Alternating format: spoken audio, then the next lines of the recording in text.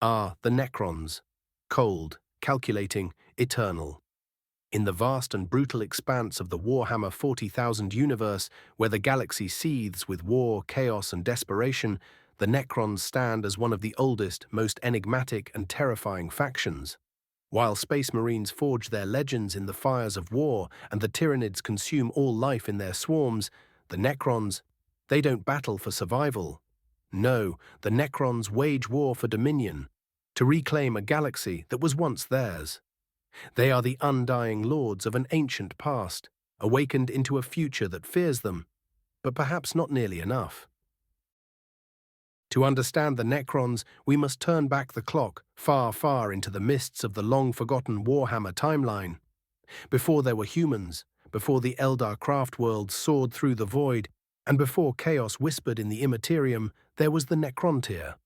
The ancestors of the Necrons lived under the blazing, unrelenting punishment of their homeworld sun.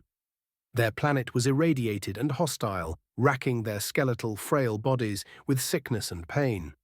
They were a race cursed by an envious universe, a short-lived existence filled with suffering. But within this race was a fiery industrial ingenuity, a quiet, simmering hatred, and a hunger for vengeance against a galaxy they believed had forsaken them.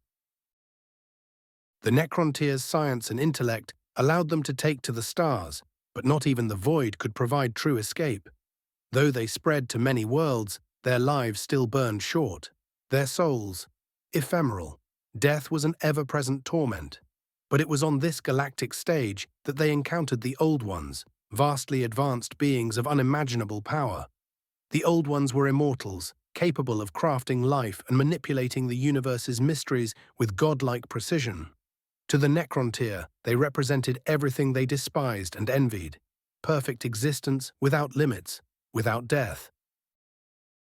The Necrontyr declared war, a war spanning eons. But they were no match. The Old Ones were mighty, wielding advanced technology and psychic mastery beyond comprehension.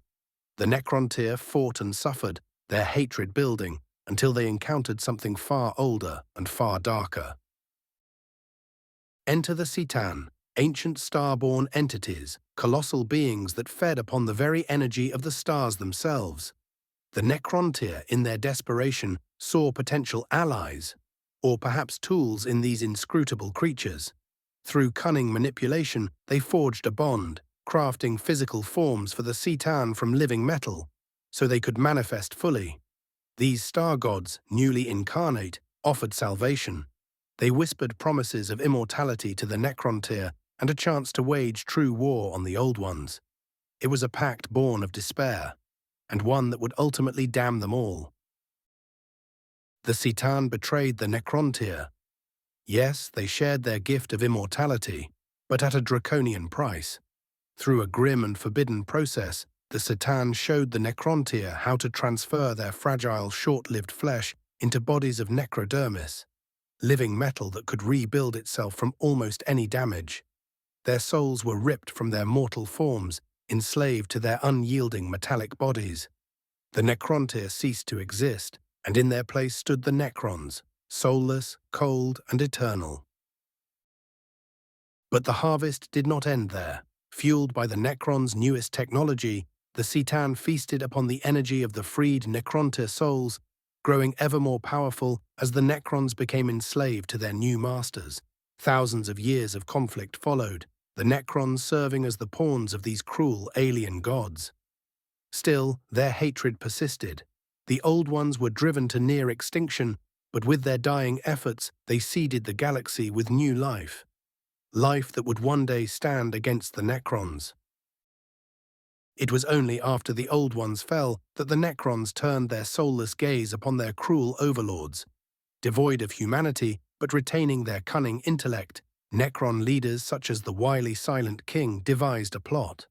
They shattered the C'tan into shards, fracturing these godlike beings into fractured tools of immense but limited power.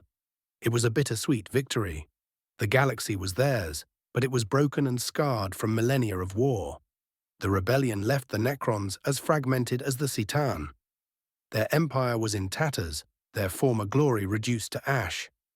The Silent King gave a final command: The Necron race would retreat into stasis, slumbering in vast tomb complexes across the galaxy until the time was ripe to reclaim what was theirs.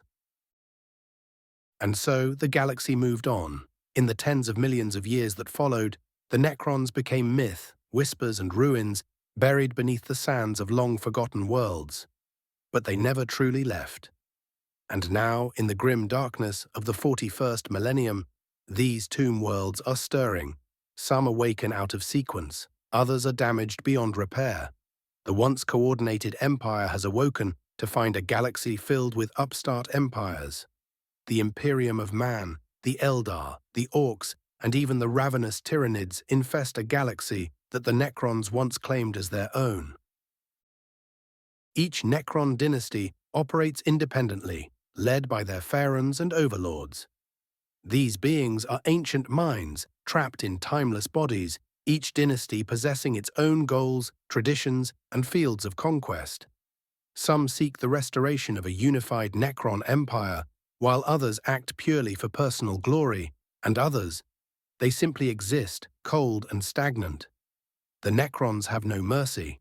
They slaughter humans and Xenos alike, not out of bloodlust, for they feel nothing, but because they view themselves as rightful rulers of a galaxy tainted by lesser species. But there's tragedy woven into their story. Despite their inhuman coldness, many retain fragmented memories of their former selves. They mourn what they've lost, even if they cannot fully articulate it. The Silent King himself, Sarek, eventually returned to the galaxy, filled with regret for the fate he condemned his people to. But regret doesn't undo the past, and the Necrons press forward, one tomb world at a time. And then there's their technology, vastly superior to nearly anything in the galaxy. Whether it's their Gauss weaponry that raises enemies to atoms in an instant, the monoliths that hover as harbingers of doom, or the relentless canoptech constructs that scuttle across tomb worlds like ghostly sentinels, the Necrons' war gear is devastating and unrelenting. But most terrifying of all is their resilience. Destroy one Necron, and its necrodermis body will repair itself. Destroy it completely, and its essence is transferred back to its tomb world, ready to rise again. Killing a Necron is a temporary solution, a fact the galaxy's factions learn all too well. So what place do the Necrons hold in the grand tapestry of Warhammer 40,000K? As ancient beings awakening to a chaotic galaxy, they represent inevitability, the unstoppable tide of the past reclaiming the present.